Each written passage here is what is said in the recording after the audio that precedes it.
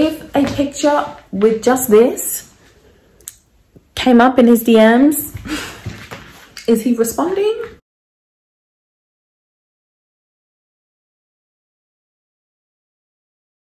Steve Brady from Sex and the City, the biggest sugar baby of all time. The biggest undercover sugar baby, who has been on the screen in front of everybody's eyes and nobody has realized it but me. So, gold digging, dating for money, and age gaps can be a part of it, but not always, okay? As you're about to see. Now, Steve Brady, if you are not familiar with Sex and the City, Steve Brady is Miranda Hobbs's other half, and the way that they met was in the bar that Steve worked at, and he was a barman. They went back to Miranda's apartment, they slept together that night, and Steve was very good in bed. So I guess that was an incentive for Miranda, because Miranda was the kind of woman who was this independent woman. Okay, she's the independent boss babe worker who doesn't need a man for finances. So what else do you need him for? To get you on your back, okay? Because that's the only other thing that they can really do. Maybe give you some entertainment with conversation and a few laughs here and there, but really the only other thing is that, okay? So that's what she would predominantly look for in her relationships. It was all about that. If you actually look back at Miranda's relationship history, she was all about sleeping with people, and that was a big part of dating for her. So Steve and Miranda ended up actually being in a relationship together.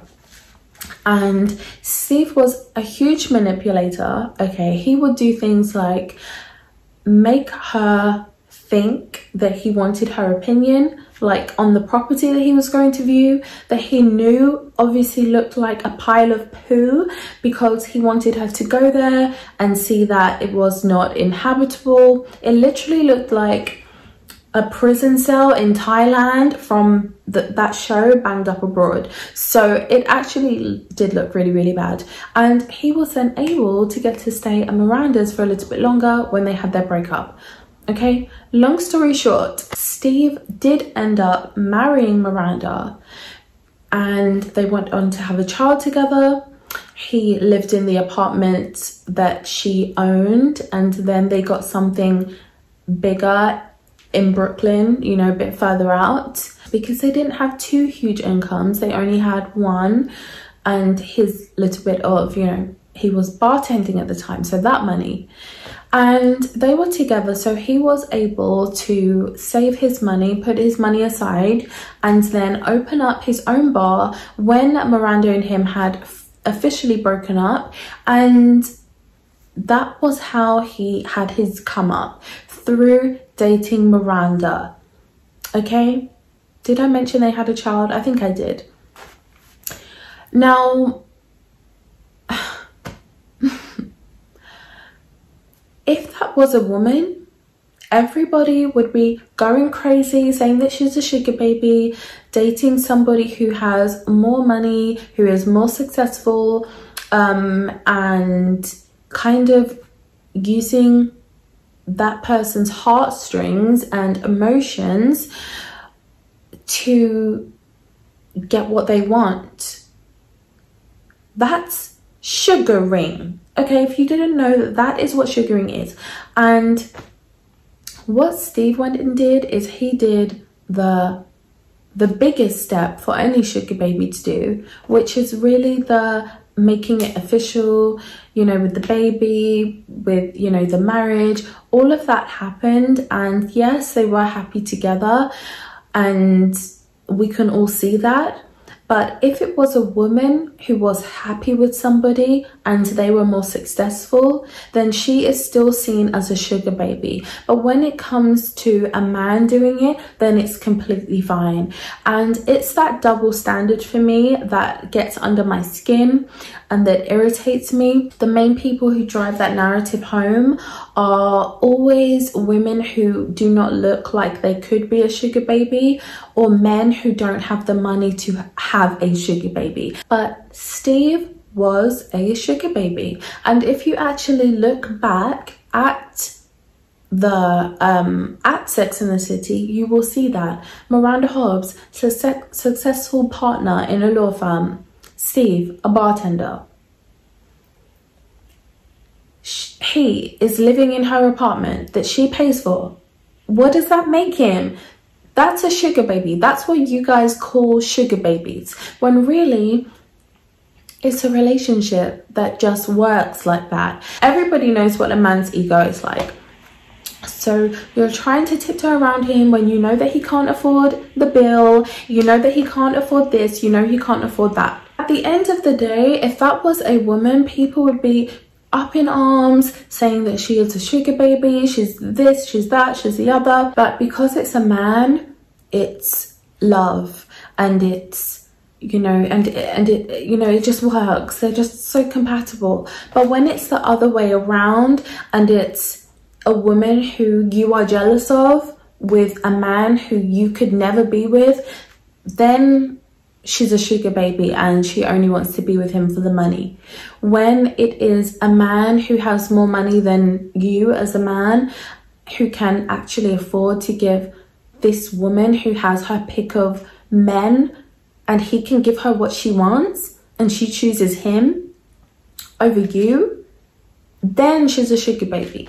So at the end of the day, it's all about the judgment for me that just really is it's so boring and it's so old, and you've got to get over it. Now, one thing that lots of people like to do is make out like sugar babies are the scum of the earth, make out like women who date men who are successful are only caring about the money, even if they are having a relationship with one another, if they have met organically, if this, if that.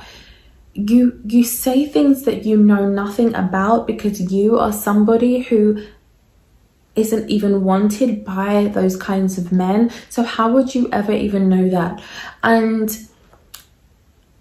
so for me, I used to have a huge problem with age gaps. I used to have a really big issue actually with older men dating women who were a lot younger. When I myself got to 26 or 27, whatever, that was when I really started opening my eyes, and I stopped being so stupid. I just realized that there are people who you can have things, you can have a nice relationship with, who can give you more, who you can get more back from in your relationship. And usually there's going to be an age gap there. When you're dating men your own age and the relationship doesn't work out, the only thing you are ever left with, okay, is a broken heart, more notches on your bedpost, and memories that you are trying to get rid of. And people can say, oh, but you know, you learned something. Yeah, but okay, how many lessons does one person really need? It's about learning from your mistakes, and your mistakes are that you're not getting anything substantial from your relationships apart from words of love and affection throughout that period that you are together. So you're not ever getting anything substantial from somebody. If you are in a relationship and you're with a man who can not afford to give you anything, but you can afford to, like Miranda, to let him live in your place, how do you know that he really wants to be with you? How do you know he isn't just using you because he is benefiting and profiting from being with you? How do you know that? Because you believe all the things that he's saying? Okay, well, if a picture with just this came up in his DMs, is he responding? Or is he not because you're so perfect? Is he thinking about responding? Is he responding when you guys have an argument over money? Because, so yeah, I know where I'm going, and I know what makes more sense. Age gaps. So I didn't actually start dating like a lot older until, yeah, like I said, about literally 27 actually. And since then, it's just not an issue. One thing that the ancient Egyptians used to do back in the day, people would actually, because obviously man didn't even live very long, so what would happen is the girls, I would say, would be about 15, and their husband was usually in his early 20s when they would get married and start having a family. Reason being is that it gave that person, that man, the head start to start earning, secure his profession and have something before marrying his bride, and then, you know, being able to have a family and those things, because it costs money. Okay, babies are not free, and they need shelter, they need to be safe, they need food, they need all of these things, and, you know, comfort, blah blah blah, and these things all come at a price. Okay, you have to pay for all of them. So as much as, you know, love is really, really sweet and everything, there are lots of things that go into a relationship working and being more worthwhile, being beneficial, and also having a better outcome if it doesn't end. So what would have happened to those girls back in ancient Egypt if they were with guys or boys their own age? They would all be out on the streets having babies, and there would be no real structure. But actually going with somebody who is older, who has secured their you know, their profession, who is earning money, who has had time to put money away, who is in a financially stable position in life, that made it so that they were able to actually have children and to do those things and raise their children without having to worry about the finances and all of that. So that was how they used to do things back then. If you look at black and white films, you know, 20s, 30s, 40s, 50s, you will see a lot of age gap relationships as well. Naturally, in real life, I know that some of the Hollywood stars would date that way. For instance, Humphrey Bogart and, oh, what was her name? Lauren Bacall. They had like a 25-year age gap or something. So it did happen. Marilyn Monroe and her husband had a big age gap, and even Beyonce and Jay-Z have, I don't know how big their age gap is, but there is an age gap there as well. It does happen and it does work for lots of people, and people are not saying that these people are sugar babies. When Beyonce got with Jay-Z, guess who had more money and more success? But Beyonce wasn't a sugar baby. So it's like people pick and choose, and they make it seem as though when you are not a celebrity, you can't get away with certain things. When you are not a man doing something, you can't get away with certain things. So the regular everyday woman is basically just screwed. Okay, she is damned if she does and damned if she does not. So I say, ladies, do whatever you want. And I know that there are lots of women on this channel who prefer older men, as do I, and some of you guys don't even date them, or you feel uncomfortable about it every 2 seconds because of other people's reactions, because of your family, because of your friends. But you have to live your life. You have to be you, and you can't be other people. You can't live your life for other people to try to make them happy, because most people are miserable. So there's no point of trying to live your life that way. Speaking of dating for money, let's deep dive into that for a second. Now, there is dating for money that is, I do not care if this person is beating me black and blue. I have a Porsche outside, I have a Ferrari, I have a mansion with a swimming pool, I have an indoor cinema, I have all of that, so I do not care. I will take all of that, all of the negative that comes with this specific person, just for this. I will do that. That's dating for money. Wait, that's dating for solely for money. Okay, and having no brain cells. Now, when you date for benefit, okay, you are going to be dating somebody who can afford things in life. You're not going to say, you know what? I love myself as a person. I love myself as a woman. I deserve the homeless man down the road, and I want to marry the homeless man down the street. And quite frankly, I don't even know if you can do that. Like, do you need to have a registered address? Like, you need to have ID and everything. So you would need to have a registered address. And I don't even think that's even possible, to be honest. But let's say it was possible. Would you do that? You can't think highly of yourself and then go to the lengths of dating somebody who can do absolutely nothing for you just so you can say, oh, I'm with him because I love him so much. No, you're with him because you are dumb.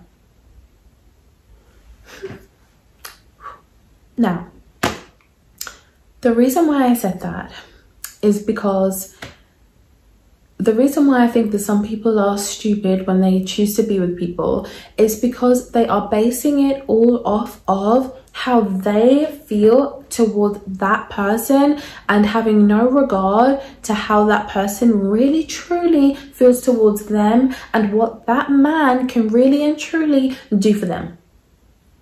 So basically, you are dating like you are still 16 when you are grown up, and I just don't think you can do that. I really don't. I don't think you can do that. I think at some point you have to wake up and you have to stop being silly and realize that you're an adult. There's no shame in loving yourself and wanting a man who has figured things out, wanting a man who is successful, wanting a man who, you know, who you can learn a couple of things from, not from somebody who you have to nag all the time, not from a man who, you know, is still playing video games, you know, in all of his spare time, not from a man who is gambling online because he doesn't have any money, then he's taking your money to gamble. Have you seen my story time? So can we just learn and grow instead of, like, what you're trying to do is live out a life that you think other people would be proud of. And when you really look at other people's relationships behind closed doors, are they really that happy? The number one cause of marriages ending and relationships breaking up is, of course, finances. And why would you get into something knowing that the finances are trash? Why would you do that? And setting yourself up for, you know, more chance of failure than you already have. Of course, there's the cheating aspect, but I guarantee you, your man is more likely to cheat on you if he has nothing to lose. Because that's another aspect. Women feel like, oh my gosh, this man, he has money, he's successful, you know, blah, blah, blah. He's just going to be cheating on you left, right, and center. No, babe. The man down the road who has absolutely nothing, okay, or he's not successful, he doesn't feel good within himself, is the one who is more likely to be stepping out on you.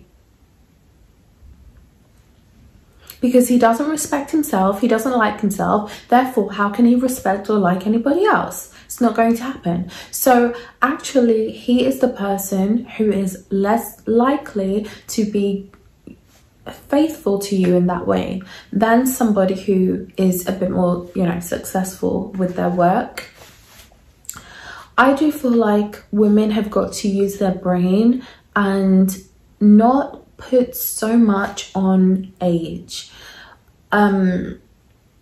Sorry, having a lot of age, you know, an age gap being a negative. There are so many people who are fixated with, oh, this person's around my age. So what? What do you think you're going to get a medal if your man is around your age? If you tell everybody that you're with him because you love him so much, do you think you're going to get a brownie, you know, brownie points? Are you going to get a medal for that? Because guess what? I went to brownies and that didn't happen. Okay, we did first aid and things and DIYs. Your man will be with you looking at this, looking at all of this, okay? And he is a lot more likely to try to say something or try to get somebody's number who he likes the look of if he already feels insecure within himself and he is looking, you know, other places in women, really, other women, because that's something that's always going to be fun and exciting for him, to build him up again and make him feel like that man that he doesn't feel like at home. The reason why I say that is because these are things that happen every single day and men really do not care. That's one thing that I've realized. They just don't care. They actually don't care. Let's say you do think to yourself, I absolutely hate when another woman is dating somebody who is 20 years older. I hate that. I'm a woman and I hate when women do that. I know that she's only dating him for his money. How do you know that? What older man with money has ever wanted you?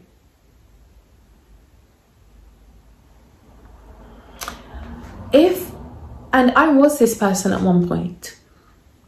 So if I was still that person and I felt like, why is that happening? And I felt angry and bitter towards that. You've got to look at yourself and you've got to understand that the reason why you are upset about it is because you don't think that that kind of man would ever want you because of the way you look. See, guess what? Change it. Okay, just change it and improve yourself. Put your best foot forward. Instead of going out tomorrow wearing a tracksuit, go out tomorrow wearing a dress. Not a provocative one. Let's get the balance right. You know, if you have a little bit of cleavage out, make sure you're wearing something very long. You know, you've got to do the balance thing, and you're trying to go for, you know, elegance, but you still want to be attractive, you still want to be sexy. Every single woman knows that men love women's bodies. That's what they love, okay? It's going to catch their eye over you looking like you're wearing a curtain. So you know what to do to get their attention, but at the same time, to have the right attention, it's got to have the right kind of balance about it to still look, you know, like you're a woman who is not trashy and like you're not gagging for, you know, the bedroom activities, the bedroom shenanigans. Okay, so you've got to find that balance, and that would be my advice to any woman who feels upset and angry and bitter and negative and hateful every time she sees a woman who actually puts effort into her appearance, who is actually able to snag a man who thinks highly of that woman and of himself. If you want to be wined and dined, if you want to have more romance, if you want to have that courtship, try new things, experience new things, go to nicer places. If you want to have more of that sophisticated dating experience, then older men is the way to go. if you want to be able to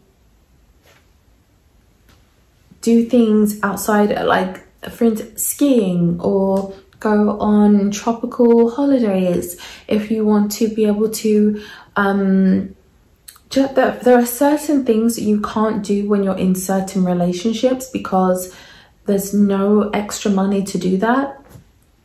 And when you are with somebody who has that and the money is not an issue, then you're able to do more of the fun things in life. You can say, oh no, but you can go for a walk and that's free. You can go to the cinema and it's inexpensive. Are you going to want to do that as your date for the rest of your life? That is boring. And I'm just being honest from my standpoint. I know that you're thinking about now, but you've got to think about, what would I want, you know, when things get stale with us? What's going to be better?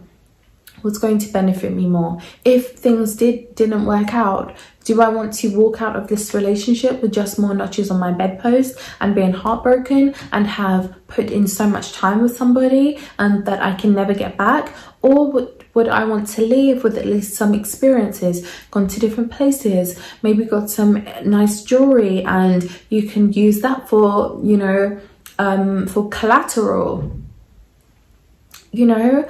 Or, okay, this person has, you know, purchased me this, or, you know, I have this car from it, or I have that, I have this, you know, he helped me for so many years, paying my rent, paying my mortgage. There can be so many other outcomes from your relationships ending, or it doesn't have to give you that horrible feeling that you have when you have of dread, when you have literally put your blood, sweat and tears into something and it has ended, most likely because he has not been faithful to you, okay, or because of lack of money that has been causing issues with the people who are closer to your age, who can't give you the things that you really want, but you didn't even know that you really wanted them, or you try to pretend that you didn't want these things because you feel like everybody around you will think that you're a gold digger. Well, we've got to change that narrative. We've got to change it, and women have got to start dating for benefit instead of strategically dating for lack. Okay, wake up and just think to yourself, if my relationship ended today, what would I leave with? Is it better than how I, you know, how from when we met, you know, in my life? Has it upgraded? Are things better? What is the status? What would the status be if we broke up now? And if it would be just more notches on your bedpost and lots of time spent, then my thing is, that's a waste of a relationship. And I'm also speaking to women who are 25 and up. I think that when you're kind of from 25, you can date any age you want to. And, you know, so that's more so who my channel is geared towards. I know that I do have women watching me, well, you know, young women from 18 to 44. This is my age range. So wherever you fall in that age range, just make sure that you're dating for benefit instead of for lack. And don't worry about what other people around you are saying, if they're trying to dictate to you, if they are trying to tell you that, you know, dating a classy man who has a classy job is wrong. Why is that wrong? That's dumb, okay? It's dumb to think that that's wrong. You know what it reminds me of? People watch the news all the time, right? What is the news? It's a collection of negative events, okay, with a few positive ones put in here and there, okay? That is the news. Yet some people are literally addicted to it, okay? My mum included. She's like, she loves the news and she watches it every single day. I personally do not watch the news. There's no good outcome from watching it. Nobody ever gets off their backside and helps any of the people, you know, that they see things happening to on the news. It's literally a waste of time, but it captivates you at that moment. And that's how I feel about certain relationships that have no benefit. They can be captivating at the moment, but they don't do anything for you apart from really bring you down. And when you stop watching the news and you start watching, you know, romantic comedies or something to make you laugh and feel better, i.e. the man over here, you know, successful, got the romance going, he's older, he knows how to wine and dine. Even if you don't want to do the age gap, you know, maybe he's just 10 years older, doesn't have to be 20 or whatever, but I do. It can be something less. You're going to notice a different type of courtship that you will never get. I'm not going to say never, but they can't do it if they don't have the money to. You know, there are certain things that men will not be able to do if they don't have the money to do it. And also, younger men are prone to, you know, wanting to experience different women. This is going to be something that is going to dominate his mind. And it's kind of like a curse in a sense, because he literally he can't stop thinking about other women, wanting to do this, wanting to do that. As soon as he sees these down the road, then that's it, he wants to do that. And that's exhausting. When you're with somebody older, they know how to control all of that, but they're still, you know, they're still manly in that way. They still want that. They still pursue you, you know. I feel like you just have the better balance, and I feel like it's a much more pleasant one to be around as a woman, especially a woman who leads with her femininity, who leads with that, instead of leading with, yeah, that's what I'm into too, I just want to roll around. No, you don't want to roll around, okay? You want to be wined and dined. Remember? You want to be wined and dined. And I think lots of women get so lost in what they are fed by everybody around them, by society, by films, by television, by social media, by other people, by, you know, this and that. They are actually brainwashed into thinking that dating that homeless man is better and less detrimental to your life than dating the successful man. And I will never understand how you got 1 + 1 and you got 5. And I don't even want to understand it, because then that means that I don't understand, you know, what actually makes sense. But I think that I'm going to end this video here. I would love to hear your views in the comments and see what you think about this. What do you think about sugaring? What do you think about gold digging? What do you think about the fact that when men do something, it's never seen as sugaring, it's never seen as gold digging, but when a woman who is attractive is dating a man who is successful, she's always a gold digger? That narrative is pathetic. And it's made up by pathetic individuals who, the men have no money and the women have put no effort into their appearance. And that drives me insane. So, women, if you're hateful, improve yourself. Men, if you're hateful, improve yourself. And that's where I'm going to end this video. Thumbs up, and I'll see you in the next one.